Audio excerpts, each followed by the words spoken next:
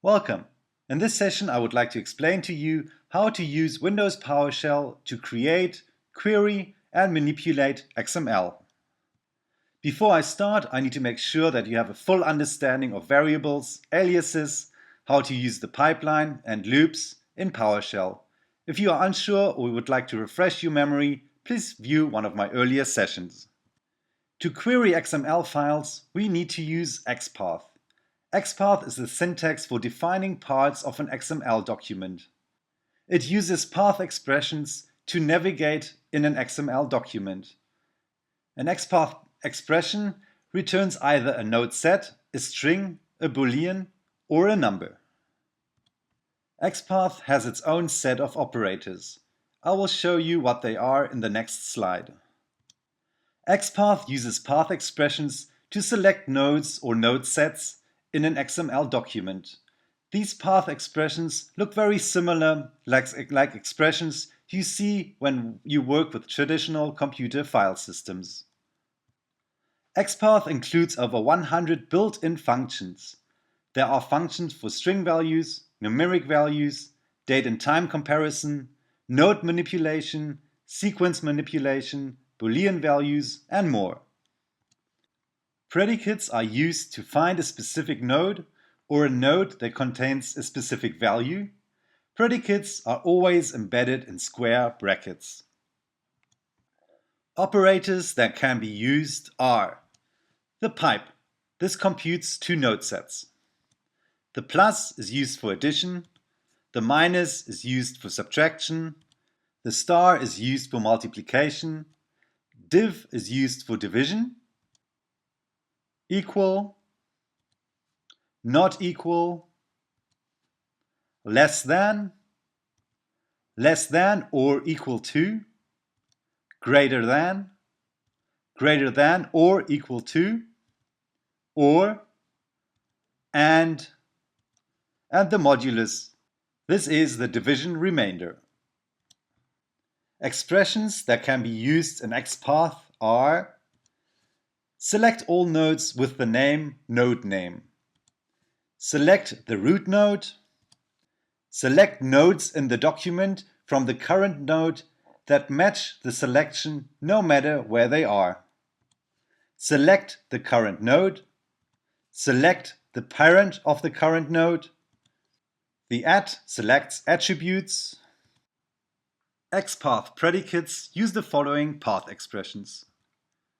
Select the first node element that is the child of the root node. Select the last node element that is the child of the root element. Select the second last element that is the child of the root element. Select the first two node elements that are children of the root element. Select all child elements that have a specific attribute. Select all child elements that have an attribute with a specific value. Select all child elements that have an attribute value that is greater than the specified value. Select all child elements where the parent node attribute value is greater than the specified value. Wildcard characters that can be used in XPath are the star. This matches any element node. The @* matches any attribute node. Or as already mentioned, this matches any node with a specific name. If we would like to read the content of an XML file, we can use the getContent commandlet to do so. We need to specify the path to the file that we would like to read, and the content will be displayed on the PowerShell console. To open an XML file with the default applications for XML from PowerShell, we can use the Invoke-Expression commandlet and specify the path to the XML in the command parameter. Or we can use the Invoke-Item commandlet and specify the path to the file in the path parameter. To query information from an XML file, we have a couple of options. we can use the Select-Xml commandlet and specify the XPath path expression to the node that we would like to view.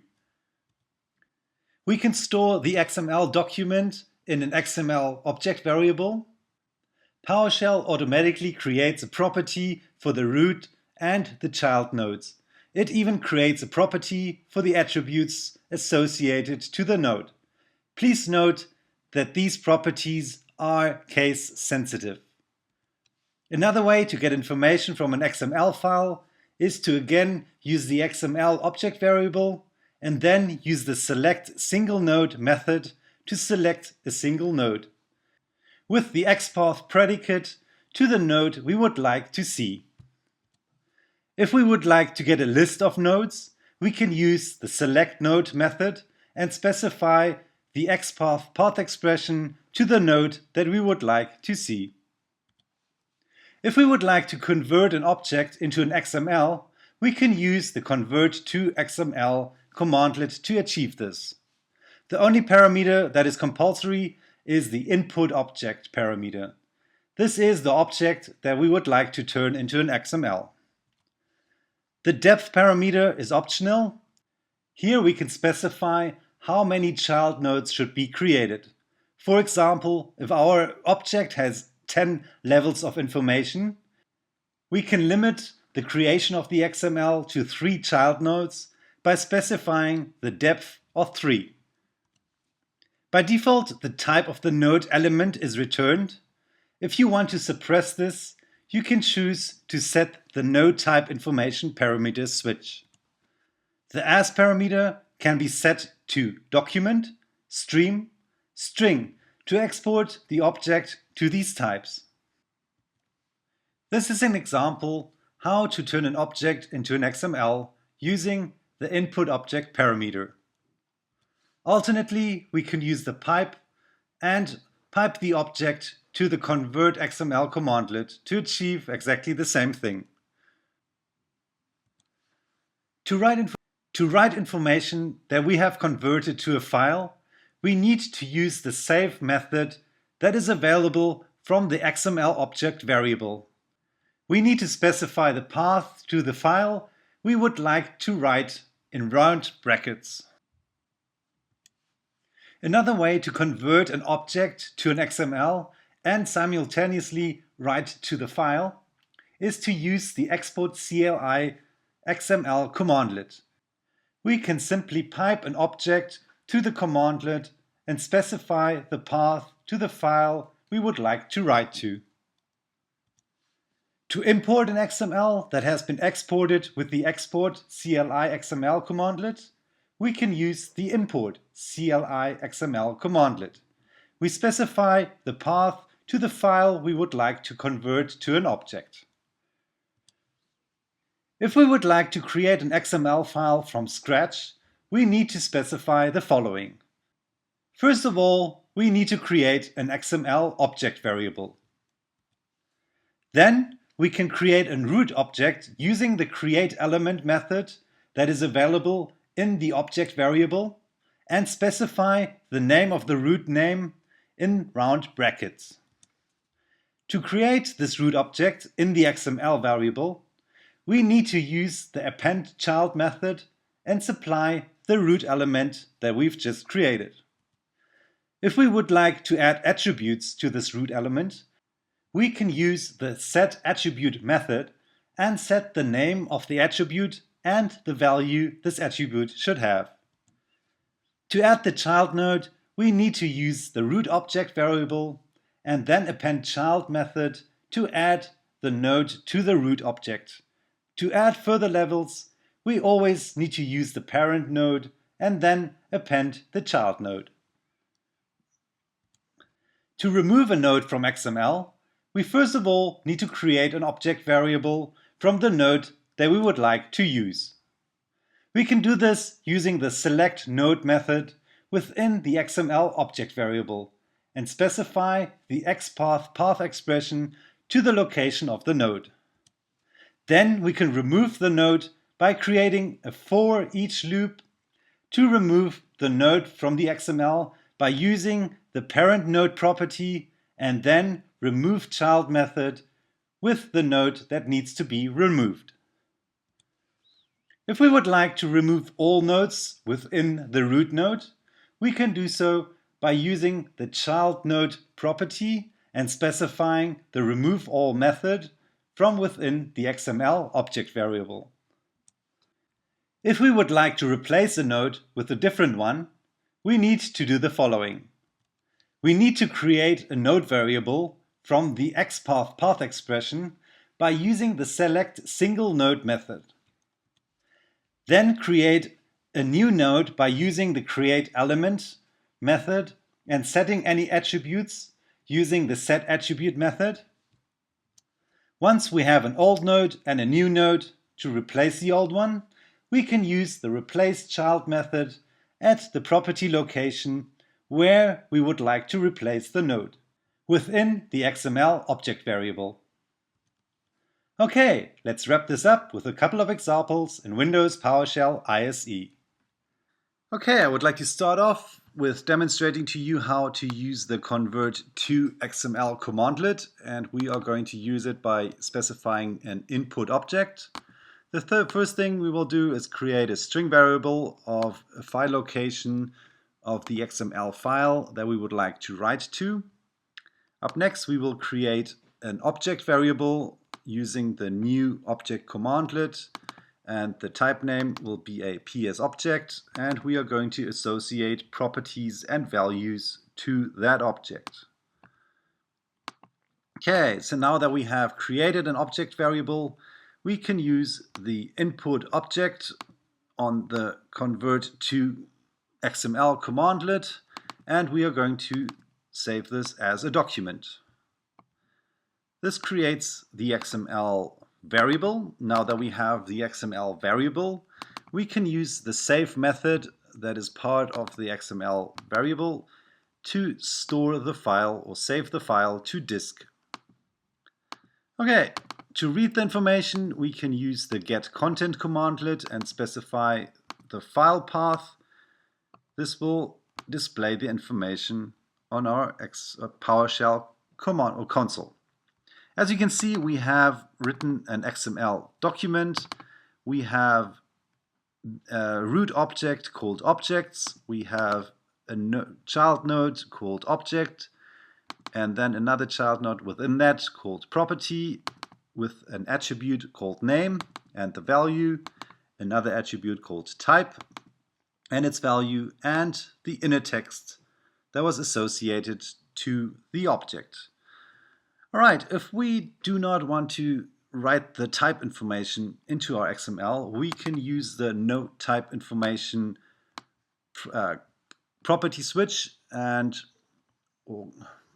so if we run this with it's a parameter switch, we can do this and it will not include the type information in our XML document. Okay, to open a file from PowerShell, we can use Invoke-Item, or I've aliased it with II and then specify the path to the file that we would like to open. This will open a file in a default application that is associated to XML files. In my case, it's Notepad, and you can just see the same information that I've showed you on the console. All right, to query information, I'll show you what actually happens. So if I call my XML variable, it actually creates a property for every root node and every child node, and even the attributes. So if we want to see the attribute called name, we can just run this with the root object, the child node within that, and the attribute, and it will return the information that's associated to the attribute of that node. Since we don't have any type information, I'm just going to create type information again. This way we can also get the attribute of the second attribute called type. There we go. If you would like to read the inner text, that is the text or the text value that has been written to that node, we can use the inner text property. So if I execute that, that will return the values that were associated to that object. Another way to do this is to use the hashtag and text. So if we execute this, we will also get the inner text. All right, if we are using XPath, it is very important that you specify the proper case. As you can see, our objects or properties were created as uppercase, so you need to specify this with uppercase and all the way through until you have your child nodes. So if we are going to use select nodes, this will create a list of nodes. So if I execute that, we can get our information, all the attributes assigned to that node. Now if we would like to filter, we can use a predicate, and we are going to filter where the attribute name is job title. So if I execute this, I will only get the information where the job title is associated to the child node. All right, another way to use the ConvertTo-Xml is to pipe it or pipe a process to or commandlet to the ConvertTo-Xml. So we are just initializing our XML. Then we are going to create an object variable, an XML object variable, by running the get process commandlet. We are only getting processes that start with A. We are piping this to the ConvertTo-Xml. And as depth, we are specifying 1. Since there are more levels in the process, we only want the first level, so going into one level. So if I execute that, it will create an object variable, an XML object variable, which we can save to disk, and I will open that just to show you what has actually happened. All right, so it's created an XML document with our root element called objects and a child node called object. And we have all the properties with the services associated to this node. So if we go further down, we can see here is one that has got more information, and it only goes one level beyond the level that we have specified. All right, to just get the attribute names, we can just run our property again. This will just show us the attribute names associated to the property nodes. Or we can filter again. So we're going to call our select nodes method, specifying the path, and we are filtering it to an attribute name called description, and the type should be a system string. If I run that, we only get that information returned. All right, another way to export information is to use the export CLI XML. We are just going to create a new location to where we would like to save the file. First of all, I'll just use a string of text. We will pipe this to the export CLI XML and use the path to save it to disk. All right, just to show you what has actually happened, I will run this command, and you can see that we have created an XML with a root object called objs. This is just the default that it does when you use the XML CLL Export-Xml CLI XML, and an S for the string that has been exported. Okay, just to show you that it runs with other commandlets as well, we are going to use the getDate commandlet. We are piping that to the export CLI XML, and then I'll just show you what has happened. All right, again, you can see we have a root object called objs, and then within that we have an object and the information that was returned from the getDate commandlet. Now, if you export something with export CLI, you can also import information and create an object from that. So we are going to use that information that we've exported and use the import CLI to create an object from that. As you can see, it creates a date and time object from the information that had been exported to disk. Alright, up next I'll show you how to create a XML file from scratch. For that we are just specifying a new location. We're initializing our XML variable, and we're going to create a root node by using our XML variable and using the method called createElement. We will call that config. So if we run this, it will create a root or an element, but it's not going to write it to our XML just yet. If we would want to write it to the XML variable, we need to use the append child method and specify the element that we would like to write. Of course, we can also combine this, and I'll show you later how we can do that when we create a child node. But up next, I will show you how to set an attribute. So we are going to take our root node. We are using the set attribute method. The attribute's name will be description and the value will be config file for testing.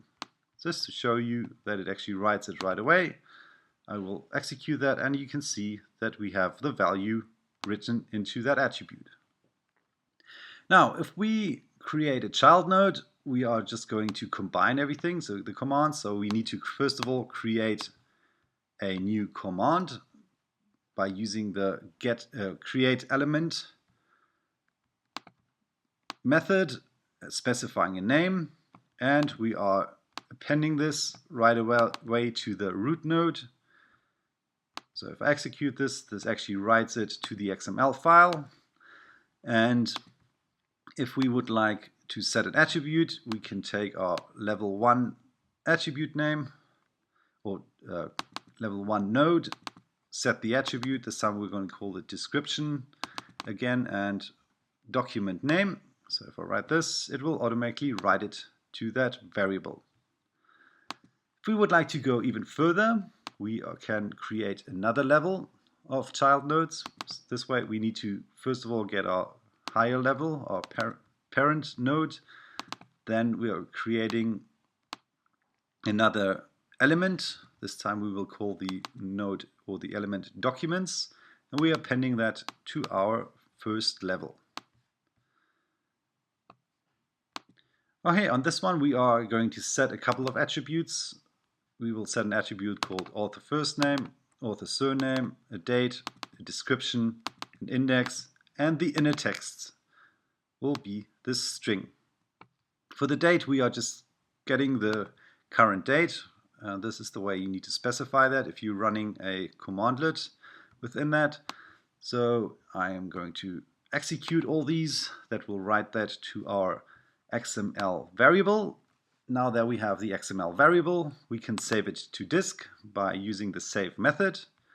And I will just run this just to show you what has actually happened. As you can see, we have a document with a root element called config, a child element called system and its attribute, and then within that another child element called documents with all the attributes that we had set before. And here we have the inner text. Okay, just to show you that we can also just query that by using the property names that have been set. We can just do it that way. All right, up next I will show you how to remove a child element from that file. We are just going to use a file that I've already prepared. It's got a bit more information. Then we are just initializing our XML. All right, and then I'll show you what sort of information is written in there. As we can see, we have a couple of author surnames.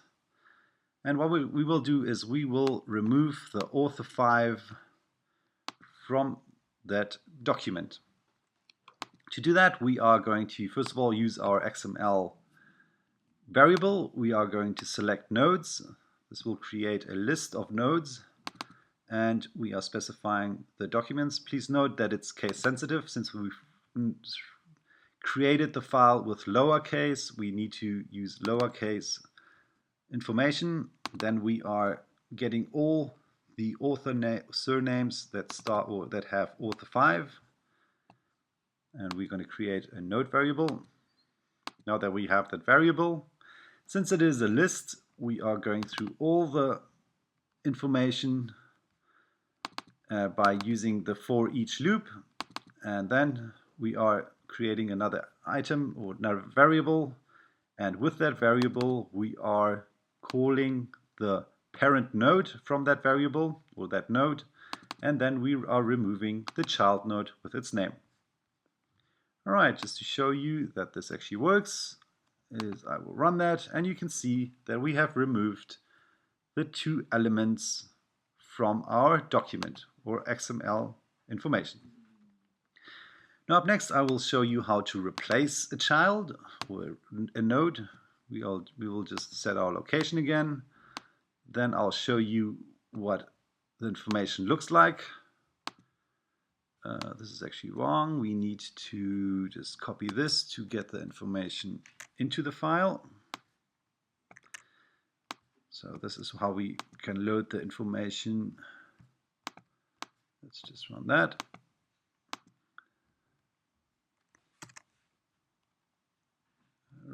Okay, since I've done that wrong, we just need to initialize our variable again.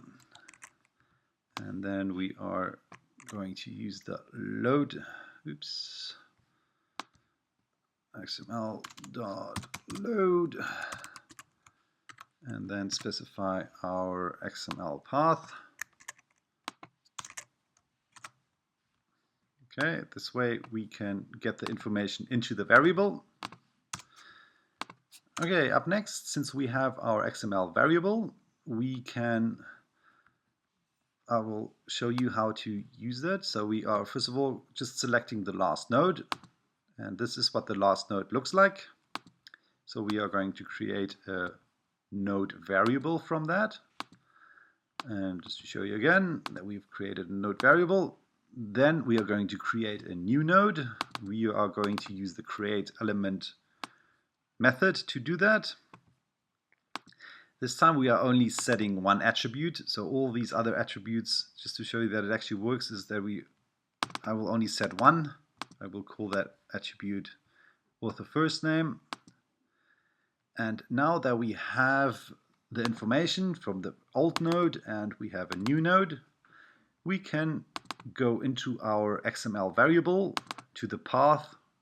The root path is config, then system, and from the system we have child nodes that we would like to replace. So we call the replace child method, specify the new node we would like to replace it with, and the old node that should be replaced.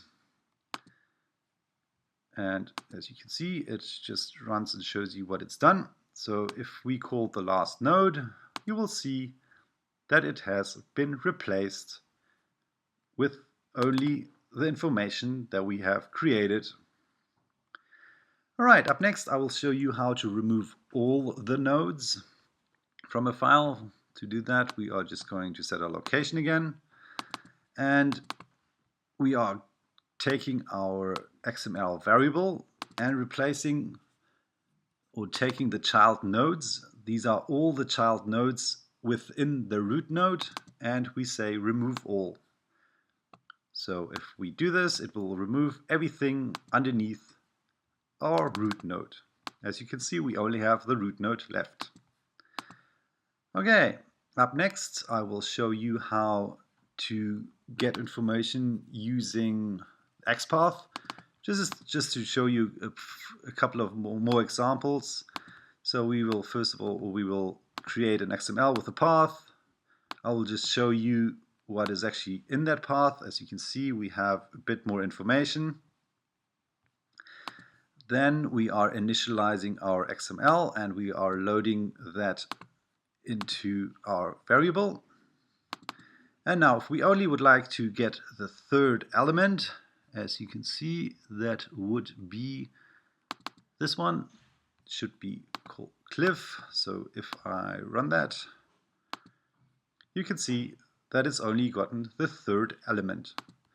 If we would like to get the second last element, we can call it by doing the last -1. That will return the second last information. And if we would like to get information from the attribute from the third element, and we just like to get the author name, which should be Cliff. So if we execute this, we only get our attribute returned.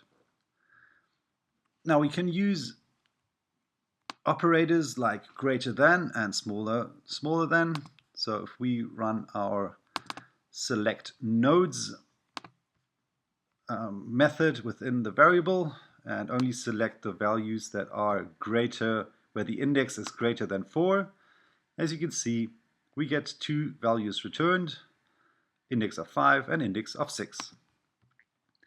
Now we can also use functions, and the one function is called contains, and we are getting information where the author name contains auth. So if I execute that, it will return the information where the author name contains AUT. Another function that we can use is starts with.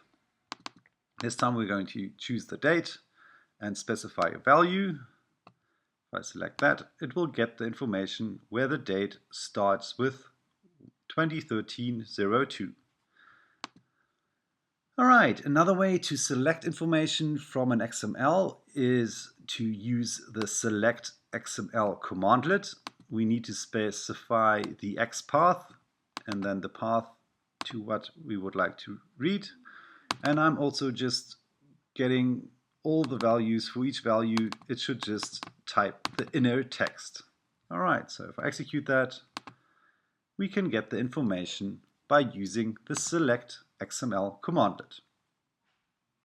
Well, I hope you have enjoyed the session, and I'm looking forward to our next one.